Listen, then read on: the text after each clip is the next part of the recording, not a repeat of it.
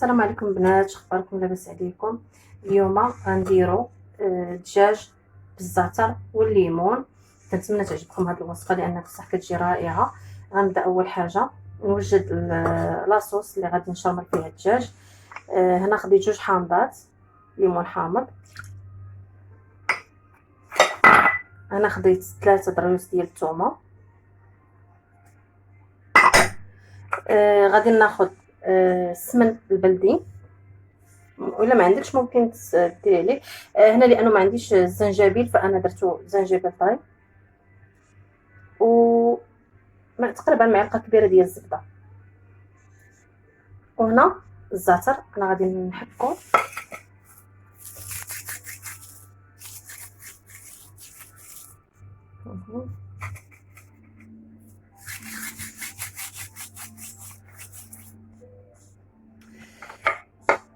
وهنا عندي الملح وعندي البزار، عندي التحميره وعندي الكركم، ودرت نص ضامه ديال ماجي.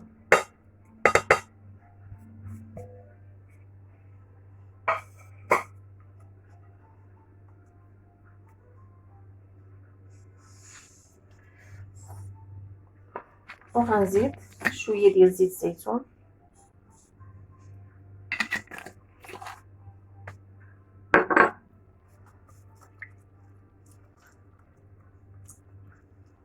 غندمج هاد التتبيله. انا درت غلط لان ما طلعتش الزبده قبيله من الثلاجه.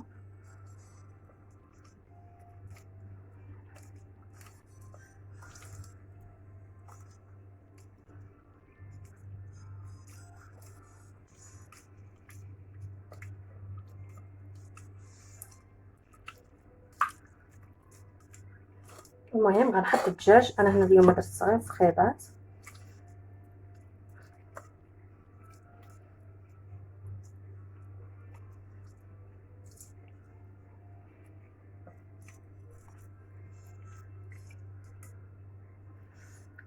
البنات ممكن يديروا التصفيره، انا ما درتهاش، ما بغيتش نديرها.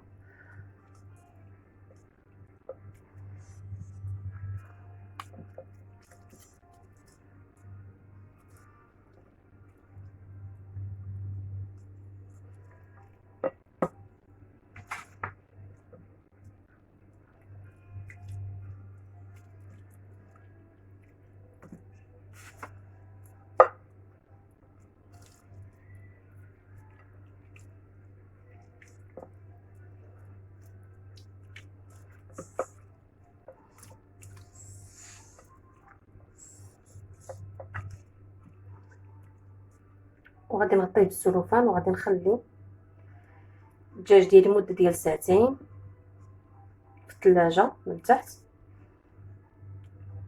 تيشرب هاد الطميره هادي.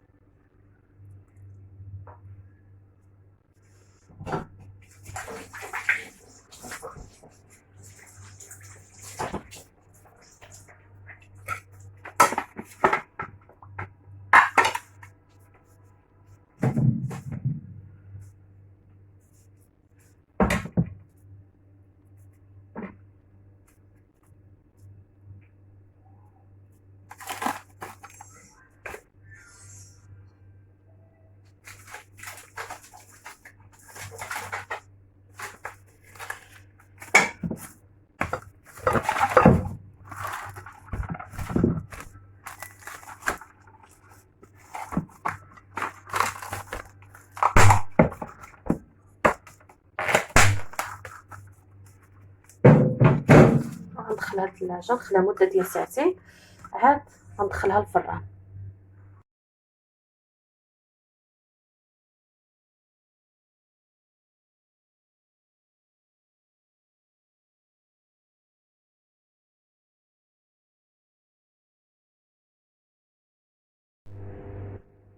من بعد ما خليت الدجاج في الثلاجه غنخليه مده ديال ساعتين.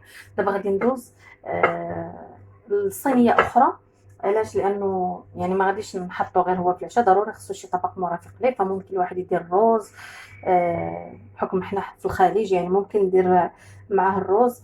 فدابا ما نديرش الروز، غادي ندير واحد الصينيه اللي هي غير بالبصله والبطاطا، عرفتي كتجي روعه، كتجي غزاله، انا بعدا كنحماق عليها. اول شي غناخدو البايركس اللي غادي ندخلو الفران، غادي نحط فيه البصله، تقريبا 2 بصلات كبار،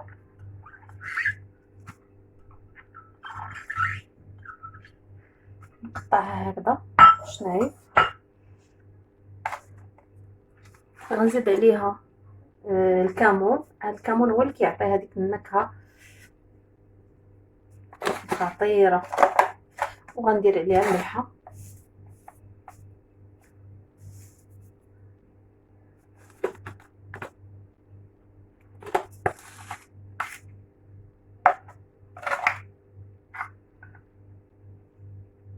وغنزيد الابزار،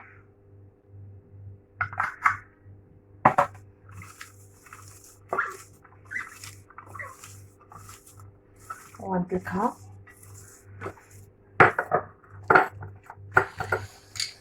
غنزيد لها زيت زيتون، المهم على حسب القياس.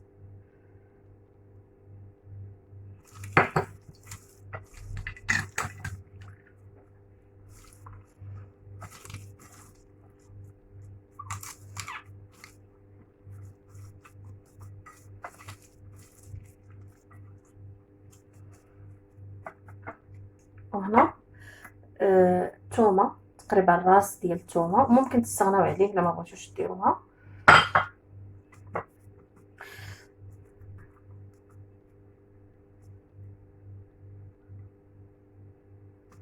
وغندير عليها البطاطا، انا قطعتها بهذا الشكل هذا. المهم كل واحد وكيفاش يعني كيتعجبو البطاطا، ممكن ديرها دوائر.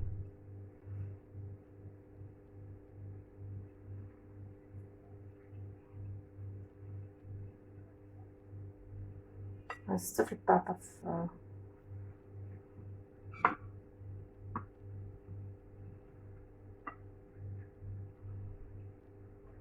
السر في هاد الاكله هو الكمون.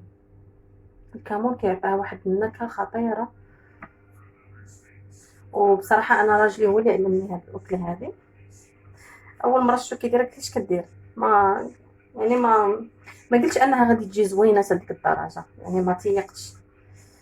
كيفاش كدير؟ قال لي استني. في الاخر من وجدت صدقت انا، كليت وانا اخر وحده ناضت.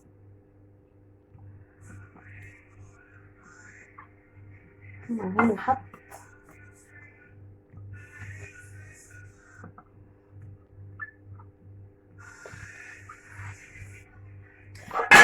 البطاطا راني درت ليها الملحه، وغناخذ كاس ديال الماء، عفوا نص كاس ديال الماء. غادي ندير فيه واحد ماجي، نزيدو الكاس ديال الماء، نص كاس ديال الماء ماشي كاس، صافي، ونحطوها في الفران. ودابا ها الصينيه ديالي هنا زدت الفلفله حاره.